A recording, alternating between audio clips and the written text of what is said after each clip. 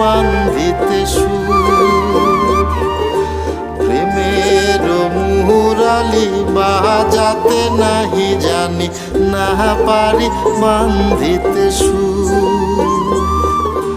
না পারি বান্ধিতে সুর, না পারি বান্ধিতে সুর। নিথুয়া পাথারে নেমেছি বন্ধুরে, ধরো যত্ন করে গরুগুলোকে ধুয়ে দিচ্ছেন, পরিষ্কার করছেন, যেন একটু ভালো দামে বিক্রি হয়। কত বিক্রি করার নিয়ত আছে? 75,000। তো এই যে দামরা, এটা হচ্ছে 75,000 টাকা বিক্রি করার নিয়তে আসছেন এই টাকা। আপনারটা? আমারটা 65,000। এটা কি গাই গরু? স্বাস্থ্য তো সুন্দর।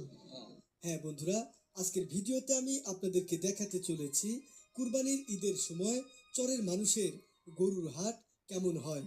দাম দিছি 85,000, দামই কয় না, 60,000, 2,000 কম কয়।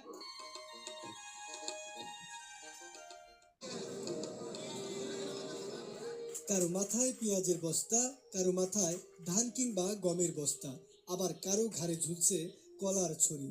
নিজেদের চাষ করা নানা ধরনের শাকসবজি আর শস্য হাটে বিক্রি করার জন্য সবাই ভোর থেকেই রওনা হয়েছিলেন।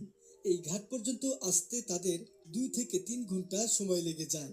ছোট ছোট শিশুরাও দাদা, নানা কিংবা বড় ভাইয়ের হাত ধরে হাটে আসেন। নদীর বুকে বিচ্ছিন্ন জীবনে বাইরের জগতে যাওয়ার সুযোগ তাদের খুবই কম। তাই হাটের দিনটি যেন তাদের কাছে এক টুকরো শহর দেখার আনন্দ। এই দিনটাকে ঘিরে তাদের উচ্ছ্বাস আর আনন্দ চোখে পড়ার মতো।